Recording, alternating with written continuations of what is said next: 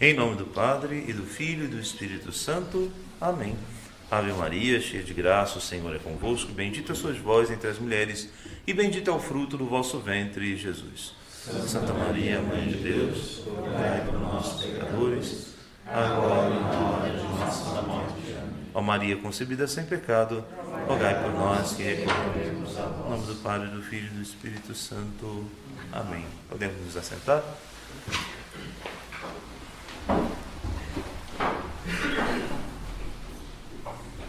Meus queridos filhos, nós vamos dar início hoje a uma série de catequeses, inclusive até para facilitar as pessoas de uma forma geral.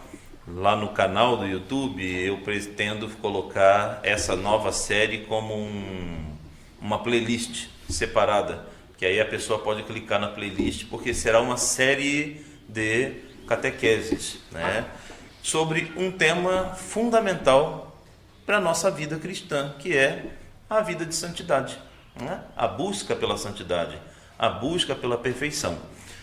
Então, se você deseja lutar contra o pecado, se você deseja buscar uma vida nova, se você deseja aperfeiçoar a sua vida espiritual, então esses vídeos, essas catequeses são para você, né? Nessa primeira catequese vai ser uma catequese introdutória do tema, que é a ascética e a mística. Já vamos falar sobre isso, né? Então hoje é só uma introdução. E a partir dessa introdução nós vamos fazer, porque existem vários temas que cabem dentro desse. A ascética e a mística é o conceito geral. E dentro deste conceito, aí nós vamos encontrar diversos temas da vida espiritual, que é o que pretendemos fazer nessas próximas catequeses. Então hoje é apenas uma introdução sobre a ascética e mística. O que é a ascética? O que é a mística? Como ela me ajuda na vida espiritual? Como eu posso no meu dia a dia melhorar a minha vida de oração? Como eu posso no meu dia a dia lutar contra as tentações, os maus pensamentos? Então tudo isso vai ser abordado nesses próximos temas. Mas como de costume, hoje sendo domingo e dia do Senhor, antes propriamente de entrar no tema, eu não poderia deixar de pelo menos fazer, nem que fosse um breve comentário sobre o texto do Santo Evangelho que nós acabamos de escutar. Este texto que é conhecido como o texto do Bom Samaritano, ou a parábola do Bom Samaritano, onde Nosso Senhor, ali no Evangelho, respondendo a um mestre da lei, conta sobre um homem que caminhava, que seguia o seu caminho, quando foi abordado por ladrões e assaltantes, e além de ser roubado, o homem foi espancado e foi deixado numa situação lastimável, semi-morto. E ali passa o sacerdote, que o ignora, continua seu caminho, passa o levita, que da mesma forma dá a volta, passa pelo outro lado, até que vem um samaritano, sente compaixão dele, trata deste homem. É importante a gente dizer, a figura desse homem que caiu na mão dos assaltantes representa cada um de nós. Nós somos este homem que caiu na mão dos assaltantes. Quem são os assaltantes? Quem são os assaltantes? É o demônio, é o pecado, é a carne, é o mundo, né? Deus, nosso Senhor, nos criou a sua imagem e semelhança, nos concedeu a sua graça. Lá no paraíso, o ser humano vivia num estado de graça. Possuía dons especiais, que a gente chama de dons pré-eternaturais. Já falamos um pouquinho sobre isso e está lá no catecismo. Mas, por causa do pecado, por causa do demônio, fomos desfigurados. Está aqui essa imagem do homem que cai na mão dos assaltantes. E o Evangelho diz com toda clareza para nós que os assaltantes não só despojaram ele, primeiro roubaram ele, e depois o espancaram a ponto de deixá-lo semi-morto. É muito interessante essa analogia, porque é exatamente isso que o demônio e o pecado fazem com a nossa alma. Em primeiro lugar, nos assaltam, roubam, E o que roubam de nós? A graça de Deus. O maior bem que pode existir na alma, que é estar em perfeita harmonia com Deus nosso Senhor, através da graça santificante. E o demônio faz o quê? Rouba. Assim, os ladrões primeiro o roubaram. Então é isso que o pecado faz conosco. Nos assalta, roubou. E depois, como se não fosse suficiente, depois de roubar a graça de nossa alma, ainda espanca o homem e o deixa semi-morto, ou seja, retira dele toda a imagem e semelhança com Deus. O homem foi espancado, ele, portanto, ficou desfigurado ali, caído no chão. É a imagem do pecado. É exatamente o que o pecado faz conosco. O bom samaritano, então, vem passando por aquele lugar, olha o homem naquele estado, enquanto todos os outros viram a cara, inclusive, todos os desprezam, todos passam adiante. O bom samaritano é o único que é capaz de olhar para ele, sentir compaixão, e não só olhou, sentiu compaixão. Muita gente sente compaixão e diz assim: pobrezinho, coitadinho, mas mesmo assim segue o seu caminho e toca a vida para frente, O bom samaritano não. Ele olha, sente compaixão e tem a coragem de se aproximar e de tomar este homem e conceder a ele a oportunidade de regeneração. Deus, nosso Senhor, no seu Filho, nosso Senhor Jesus Cristo, Ele é o bom samaritano de nossas almas. Jesus é o nosso bom samaritano.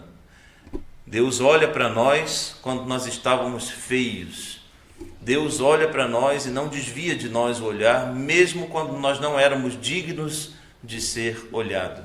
Deus se aproxima de nós, mesmo quando nós não éramos dignos dele se aproximar de nós. Mesmo na sujeira do nosso pecado, mesmo na nossa lama, ainda assim ele se aproxima de nós. E o que ele faz para nos curar é muito simbólico e muito emblemático aquilo que o Evangelho narra para nós.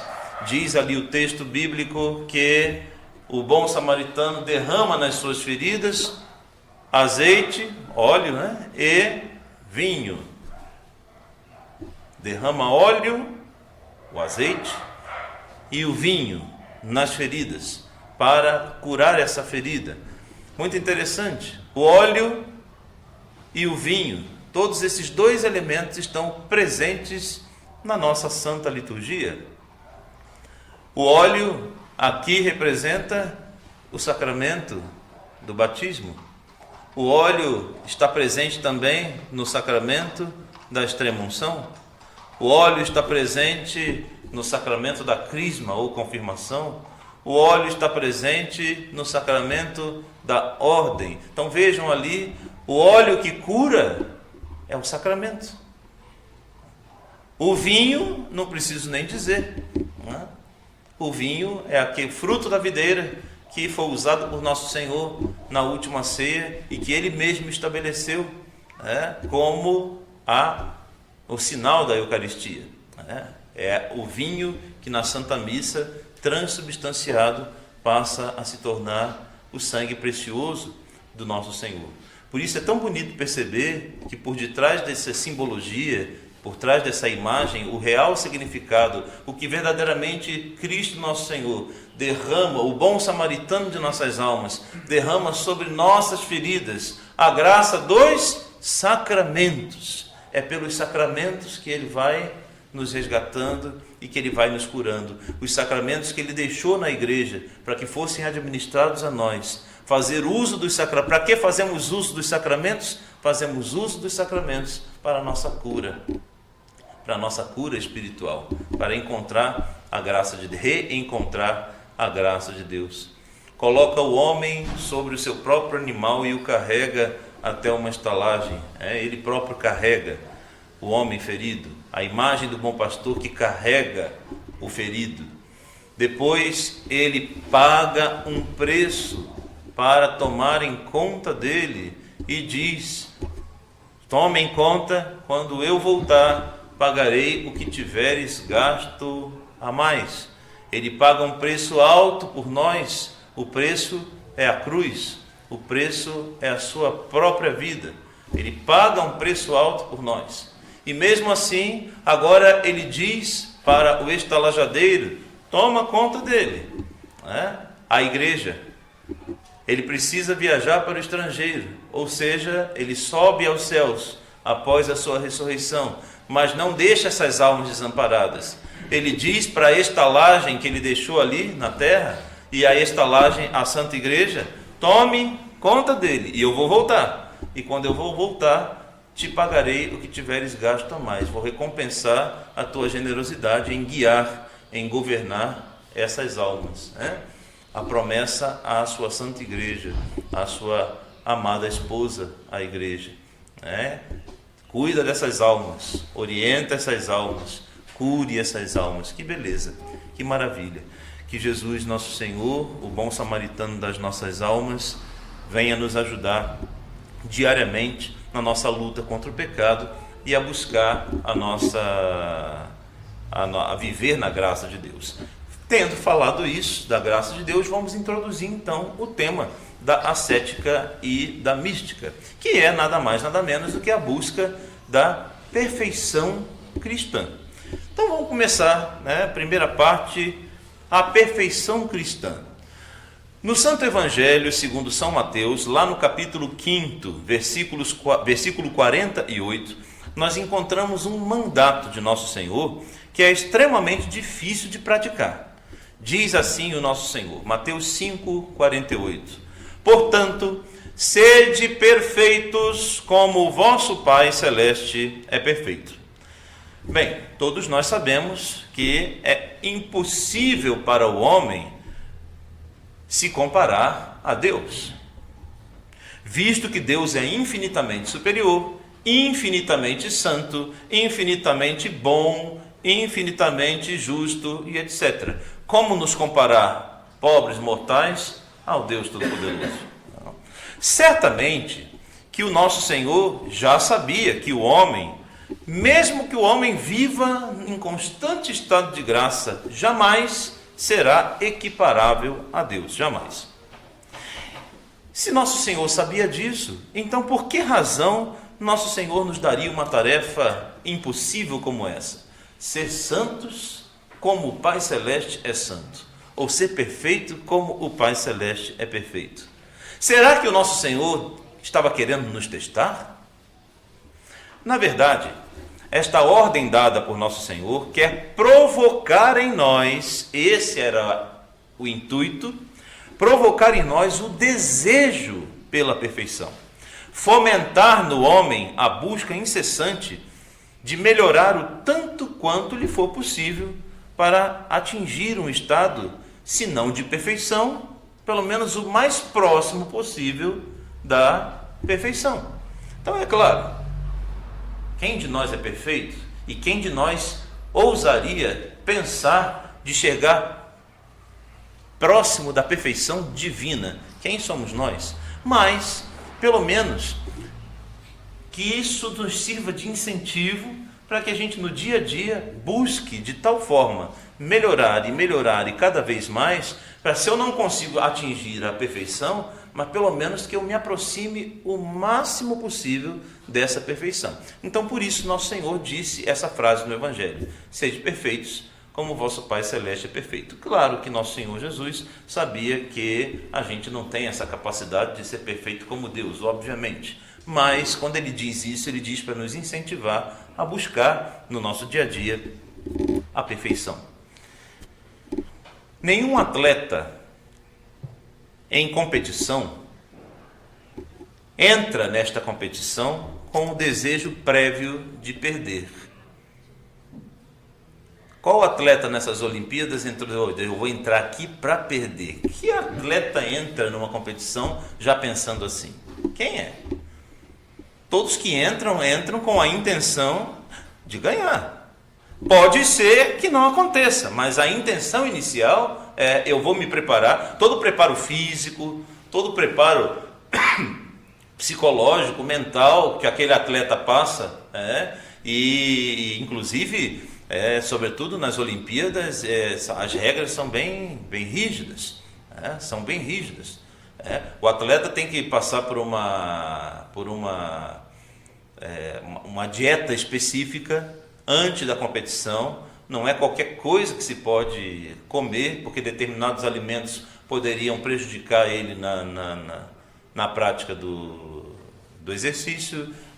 Os atletas, inclusive, acredito que a regra não tenha mudado, mas até onde eu tenho conhecimento, eu digo, quando os Jogos Olímpicos foram no Rio de Janeiro, teve um ano que os Jogos lá para trás aí que o Rio de Janeiro foi sede das Olimpíadas, e naquele ano, acreditem, eu fui nomeado como capelão dos Jogos Olímpicos. Sim, eu fui o padre selecionado para estar dentro da Vila Olímpica e atender então eu já fui capelão dos Jogos Olímpicos, então eu tive que estudar as regras, e as regras eram interessantíssimas. Por exemplo, os atletas durante X dias lá, 30, 40 dias, os que eram casados, inclusive, não podiam se aproximar de suas mulheres ou das suas esposas, não podiam ter relações, porque isso poderia atrapalhar no desempenho físico. Tinha que fazer abstinência, tinham que fazer abstinência, até mesmo de contato,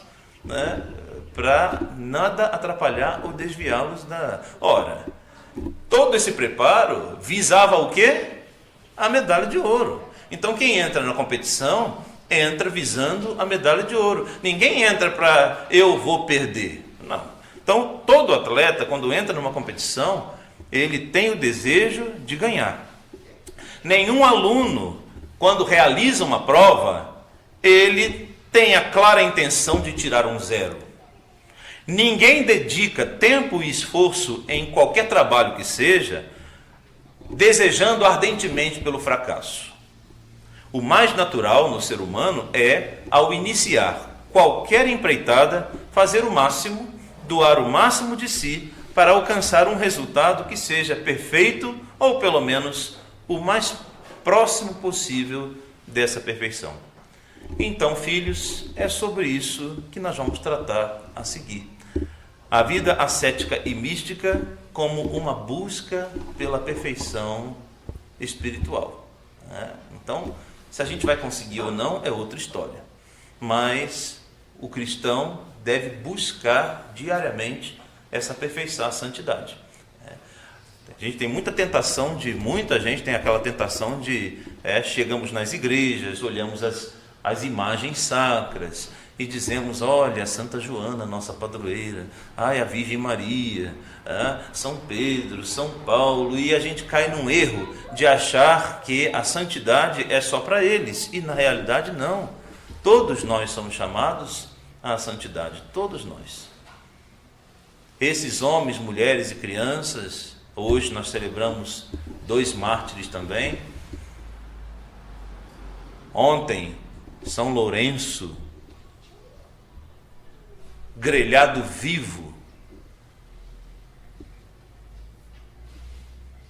E nós admiramos esses santos e admiramos esses mártires. Só que essa nossa admiração não pode parar por aí. Eu não posso só admirar os santos, de achar bonitinho, ou como é inspiradora a vida deles, e ponto, e parou por aí. Não. Essa inspiração que os santos provocam em nós é para que nós também queiramos seguir os seus passos e imitar os seus exemplos. Então, nada de deixar essa tentação dentro do nosso coração, de achar que santidade é só para Santa Teresinha. Não, a santidade é para mim também. Eu tenho que ser santo. Eu preciso ser santo. A Santa Teresinha fez o que cabia a ela na época dela.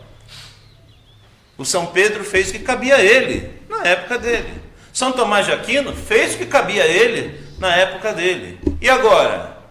Eu já falei isso até mesmo numa live aí atrás, há um tempo atrás. E agora é a nossa vez.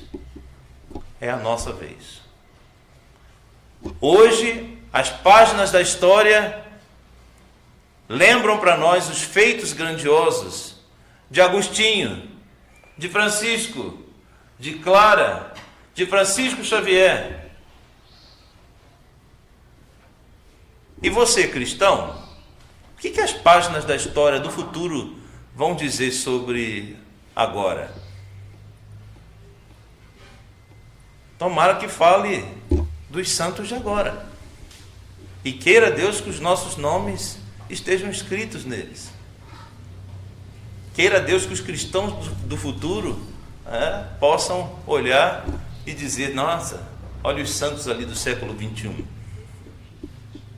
Precisamos também de santos no século 21. É a nossa vez. E nada vai acontecer se a gente não se empenhar e não buscar essa santidade. Então, dentro da teologia existe um ramo que se dedica a isto, a busca da perfeição, que é a teologia ascética e mística. São duas palavrinhas que vêm do grego e que causam para nós uma certa estranheza. O que significa isso? Então vamos lá, vamos aos conceitos. O que é ascética? Da onde vem essa palavra? O que significa essa palavra? A palavra ascética, o termo ascética, vem do grego. Em grego, astéxis, que significa exercício, esforço. Astésis, ou em português ficou ascética, significa exercício, esforço. Designa toda espécie de exercício trabalhoso que tenha relação com a educação física ou moral do homem. Portanto, a ascese cristã consiste nos esforços que a alma faz na luta diária para alcançar a perfeição. Está aí. Então, se eu, mesmo não sendo perfeito, desejo firmemente alcançar essa perfeição, e se eu emprego meios para alcançar essa perfeição, então meus parabéns, significa que você já tem uma introdução à vida ascética, mesmo que você não conhecesse essa palavra, né? Ainda que você não conhecesse a palavra, se você busca a santidade, se você luta por ela, se você luta contra o pecado, se você emprega meios, usa armas contra, jejum, oração, abstinência, penitência, isso é vida ascética. E a mística? O que é mística? Mais uma vez, do grego, a palavra mystis, que quer dizer oculto, secreto. A mística, por sua vez, visa fazer com que a alma desvende ou mergulhe nos segredos dessa perfeição. Então, vocês vejam que as duas se complementam. Uma é a busca, a luta, o esforço para buscar a perfeição. E a mística, mergulhar nos segredos, nos mistérios de Deus, nos mistérios da vida dos santos e etc. E, padre, existe então alguma diferença entre ascética e mística? Sim, existe. A teologia, durante muito tempo, inclusive, durante muito tempo, as duas foram tratadas como se fossem uma coisa só. Mas depois, com o passar do tempo, e vários santos que nós temos na Santa Igreja, que são considerados grandes místicos e grandes ascetas, nós vamos citar aqui, por exemplo, olha os padres do deserto. Procure ler a vida de Santo Antão. Procure uma grande santa, tenho certeza que você vai se apaixonar por ela, Santa Maria Egipsíaca. Uma mulher que viveu uma vida totalmente promíscua no Egito. E depois, ao se converter, ela se penitenciou o resto da vida para poder purgar, pagar todas as impurezas que ela cometeu. Se meteu no deserto e morreu no deserto. Ela disse: eu tenho que me purificar. Já que esse corpo meu serviu a tanta coisa que desonrou a Deus, eu agora vou até o final da minha vida punir esse meu corpo. E é uma vida e uma morte admirável. Não tem como a gente não se apaixonar por Santa Maria do Egito, ou Santa Maria Egipsíaca. Pegue São João Clímaco, padre do deserto também. Ah, padre, você só está falando dos antigos, lá do deserto, né? Primeiro, segundo, terceiro século. Tá bom, então quer alguém mais recente? João da Cruz, espanhola Teresa d'Ávila,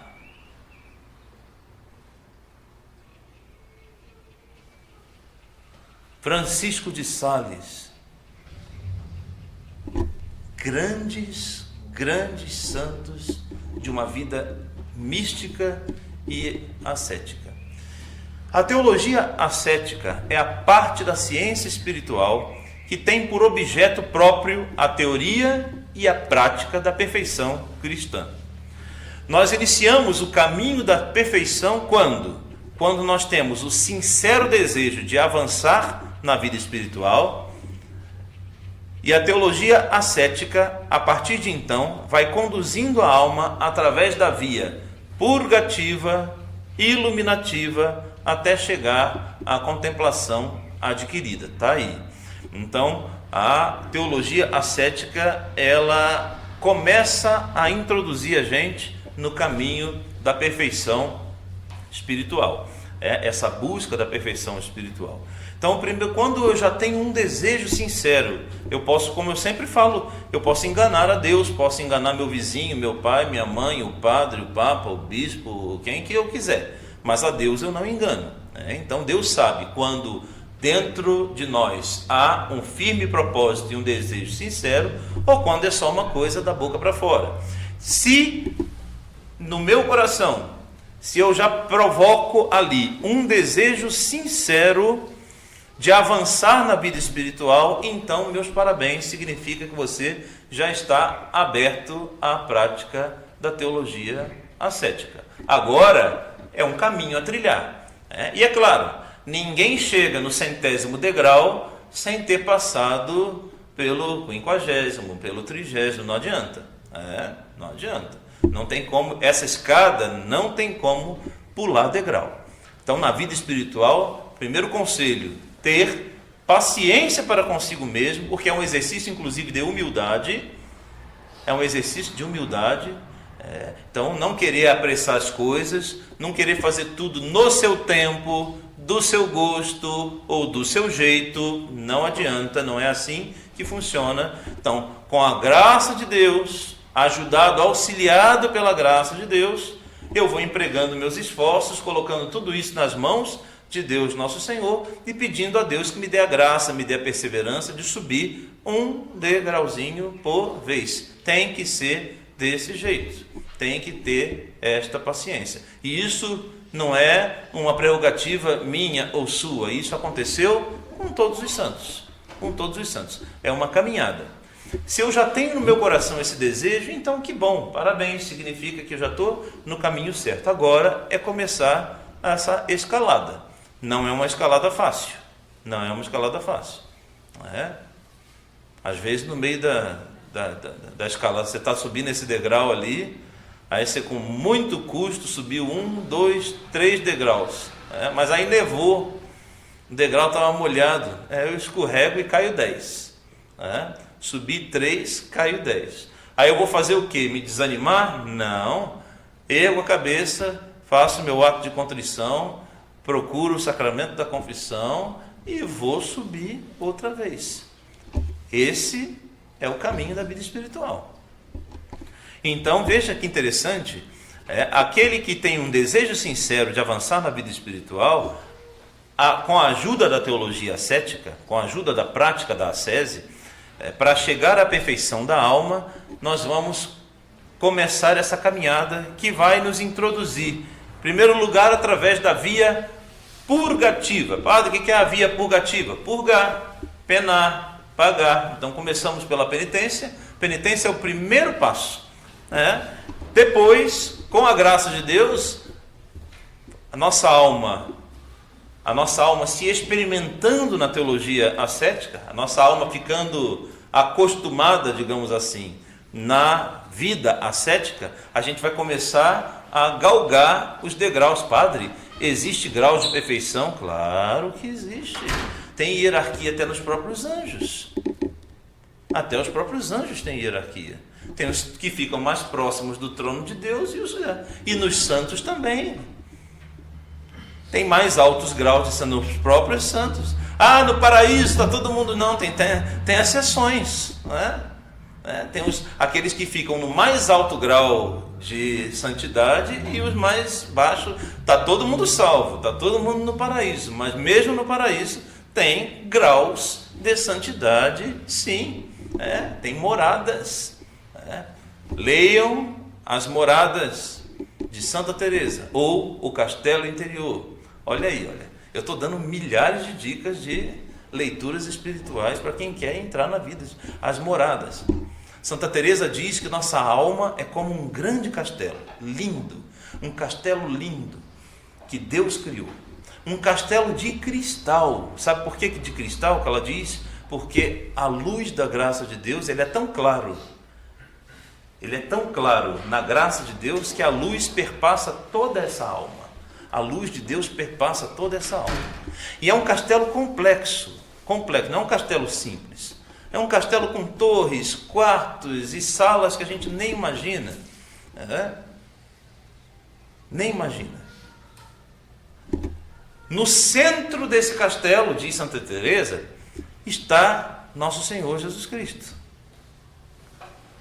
Quanto mais eu me aprofundo na vida espiritual, mais eu vou descobrindo becos, caminhos, passagens secretas para ir chegar e me aproximar do núcleo, do centro desse castelo. O problema, diz Santa Teresa, é que lamentavelmente a maioria dos cristãos só entra no saguão de entrada e fica ali. Não explora o resto do castelo. Que triste, né? Eu tenho a possibilidade de morar num castelo magnífico. Eu entro no saguão de entrada e fico ali na sala de espera. Não me adentro nesse castelo. Então, quanto mais progredimos na vida espiritual, significa que mais salas e quartos nós adentramos nesse castelo em direção ao centro.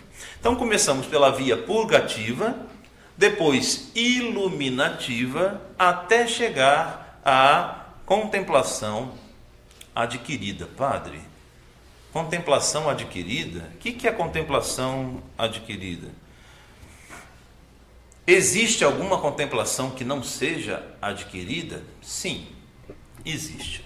Em primeiro lugar, para entender um pouquinho da contemplação adquirida ou a contemplação infusa, que é o outro tipo de contemplação, é preciso eu gosto sempre de esclarecer os conceitos. Eu gosto sempre de esclarecer os conceitos. Então, em primeiro lugar, o que é contemplação? Contemplação é o ato de olhar, observar e refletir com atenção, concentração e admiração por Deus ou pelas coisas a Ele relacionadas, de modo que a alma possa absorver o máximo do objeto de sua contemplação e, a posteriori, colher os frutos da mesma. Então, isso aqui é uma definição bem técnica de contemplação.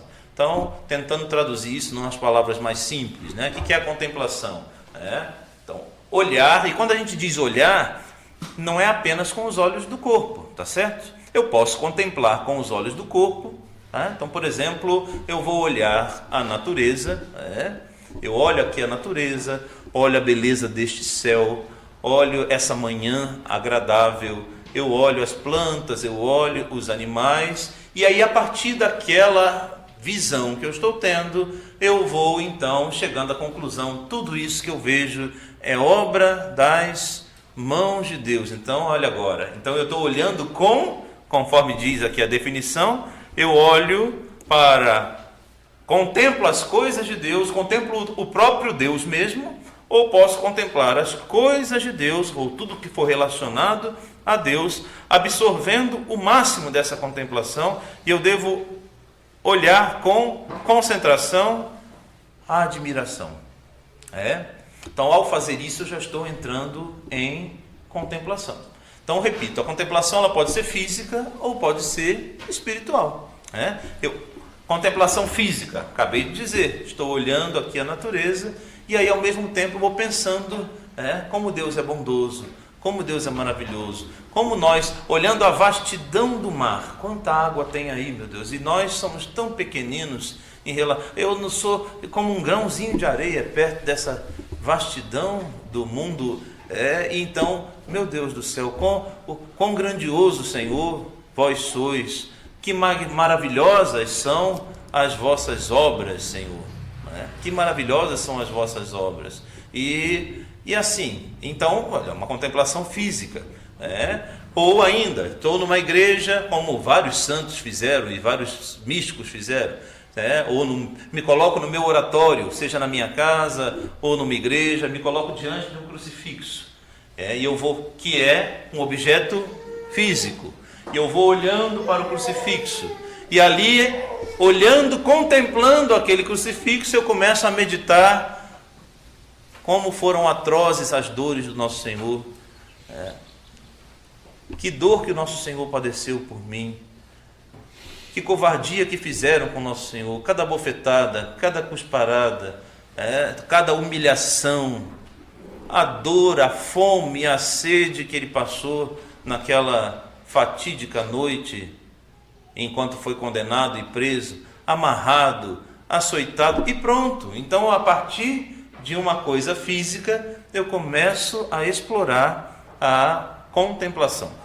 E aí eu vou fazendo uma meditação. E isso serve, como falei, para coisas físicas, mas também coisas não físicas. Eu vou, a vida dos santos, eu consigo enxergar a vida dos santos, não dá para ver fisicamente. Mas quando eu leio num livro a vida de um santo, acabei de falar aqui agora de Santa Maria Egipcíaca, então contemplar a vida dessa grande santa, por exemplo, eu não estou vendo o deserto, eu não estou vendo, mas olhando ali o exemplo dela e a vida dela, tem como fazer uma meditação e uma contemplação disso, ainda que eu não esteja vendo. Então, enfim, já entendemos um pouquinho o conceito de contemplação. Então eu falei agora há pouco da contemplação adquirida, e falei também da contemplação infusa. O que é contemplação adquirida? O que é chamado de contemplação adquirida e o que é chamado de contemplação infusa? Bom, a contemplação adquirida ela é chamada de adquirida quando ela é fruto dos nossos esforços ajudados pela graça de Deus. Ela é chamada de contemplação infusa quando ela é operada por Deus e, claro, com o nosso consentimento, porque Deus nunca viola o nosso livre arbítrio. Então, resumindo, a contemplação adquirida é aquela que é provocada por mim, eu desejo, então essa é um pouco eu que controlo, digamos assim. É um tipo de contemplação que eu controlo. Ela é provocada por mim e, claro, ela é ajudada com a graça de Deus. Até porque, sem a graça de Deus, qualquer coisa que a gente faça é infrutífera, Então, tudo que a gente faz, a gente precisa da graça de Deus. Mas na contemplação adquirida, então, como eu falei agora, sou eu que provoco essa contemplação. Então, eu que contemplo a natureza, eu que contemplo o crucifixo, ou eu que peguei o livro da vida do São Fulano de Tal e fiz uma contemplação, uma meditação da vida. Então, eu provoco essa contemplação e Deus, com a sua graça, me ajuda a fazer com que essa contemplação vá gerando frutos espirituais na minha vida. A contemplação infusa já foge um pouco à nossa capacidade. Na contemplação infusa, ela acontece quando a alma atinge um estado tal de vida mística e de intimidade com Deus, que a pessoa, se Deus manda essa, é uma contemplação, claro, sempre em acordo, como a gente falou aqui no conceito. A contemplação infusa é operada por Deus com o nosso consentimento. Deus jamais vai fazer algo sem o nosso consentimento, porque senão ele estaria violando o livre-arbítrio que ele nos deu. Mas como a alma, uma alma que está em tão perfeita harmonia e sintonia com Deus, presume-se que essa alma não quer nada diferente daquilo que Deus quer, Se eu estou em tanta sintonia como Nossa Senhora, né? Não tem exemplo melhor do que Nossa Senhora. Se Deus quer, Nossa Senhora também quer. Se Ele não quer, ela nem pensa nisso. E ponto. Quero o que Deus quer. Quando? Quando Deus quiser. Por quanto tempo? Por quanto tempo Deus determinar. Esse é o perfeito estado de abandono à santíssima vontade de Deus. Então, essa alma, ela está em tamanha sintonia com Deus, em tanta sintonia com Deus. Ela está tão mergulhada em Deus, que Deus a preenche de uma forma tão extraordinária, que o que aconteceu com a Santíssima Virgem Maria? Evangelho de São Lucas. Sua alma se enche de gozo e se enche de alegria, que quase que sem perceber, a boca dela começa, simplesmente começa. Minha alma se alegra, exulta em Deus, minha alma engrandece o Senhor, e meu espírito se alegra em Deus, meu Salvador, porque olhou para, e ela começa a proferir ali, aquele louvor que a gente conhece como o Magnificat, é um exemplo disso, é um exemplo. Então, isso é uma coisa que é possível de acontecer, mas já é um estágio bem mais avançado da vida espiritual. Eu poderia aqui dizer, citar como exemplo, acho que com esse exemplo vai ficar muito mais fácil da gente compreender de uma vez por todas o exemplo de contemplação infusa, quando acontecem os chamados êxtases. Eles não são provocados, não são programados. O santo está ali em contemplação, está ali em oração e de repente sua alma é invadida de tal forma pela graça de Deus, entra em êxtase. Nós temos os êxtases de Santa Teresa de Ávila, por exemplo. São Francisco de Assis entrava em êxtase. Entrava em êxtase. O universo, o mundo ao seu redor desaparece. É como se naquele segundo, naquele momento, só tem eu e Deus, Deus e eu, e não tem mais ninguém. É êxtase completo. O êxtase da alma. Então ali, essa ação, aí não sou eu que provoco, percebem? Não sou eu que provoco o êxtase.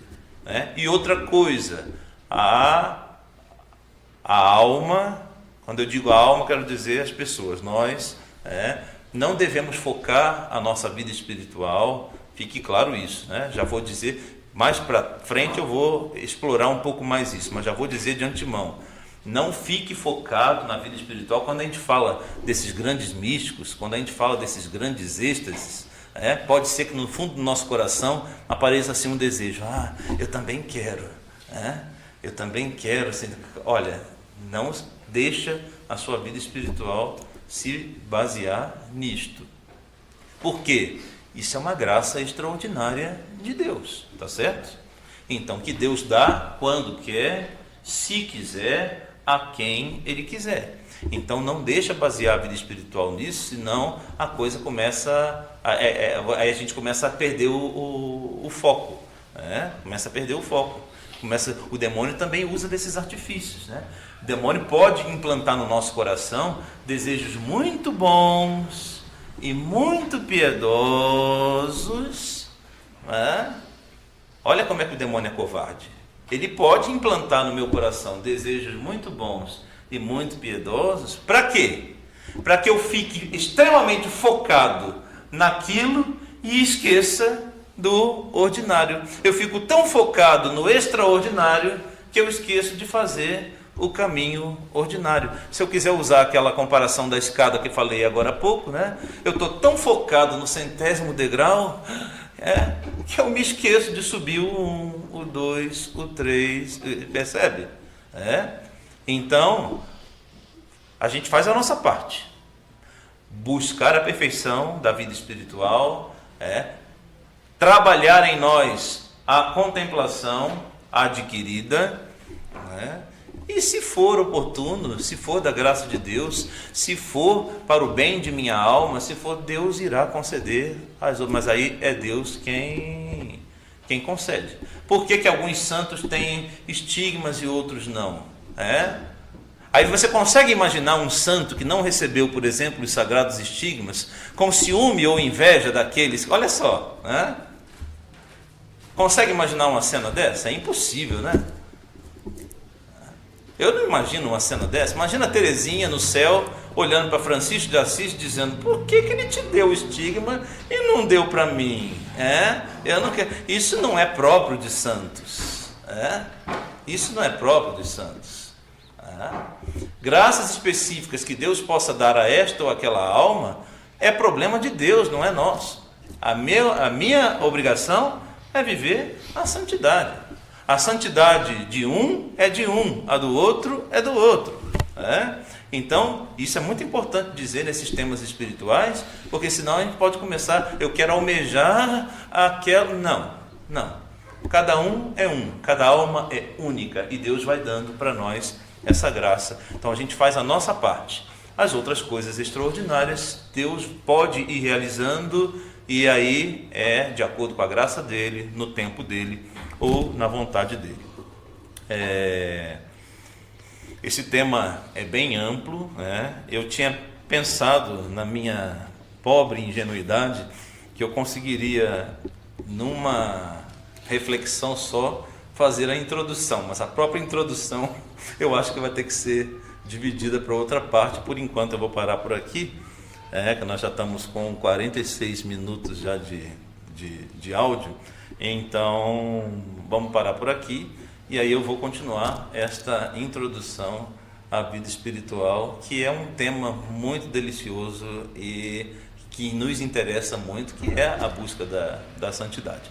Então, para nós fica hoje isso: o que é a ascética, os conceitos, o que é a mística, a diferença básica entre eles. Só concluiria dizendo, para concluir pelo menos esse parágrafo, dizer que a teologia ascética e mística, apesar de terem as suas particularidades e as suas diferenças, elas não são contrárias e muito menos contraditórias. Até porque tudo aquilo que Deus faz é harmonioso entre si. Elas se complementam mutuamente. As coisas de Deus sempre são harmoniosas. Quem pratica a vida ascética visa alcançar uma vida mais mística. E aqueles cuja alma mergulha na vida mística da contemplação vai desejar naturalmente ter uma vida ascética, percebe? Ou seja, aquela pessoa que é uma pessoa penitente, humilde diante de Deus, que deseja fazer a vontade de Deus, consequentemente adentra na vida mística. E um grande místico jamais vai dizer assim: agora já sou místico, não preciso mais fazer penitência. Não. Então uma coisa complementa a outra, Aquele que pratica a ascese será conduzido a uma vida mística, e aquele que tem uma vida mística jamais vai se desvencilhar da vida ascética. Por isso essas duas coisas são sempre complementares. Que em todas as coisas seja Deus glorificado. Glória ao Padre, ao Filho e ao Espírito Santo, assim como era no princípio, agora e sempre, e por todos os séculos dos séculos. Amém. Em nome do Padre, do Filho e do Espírito Santo. Amém.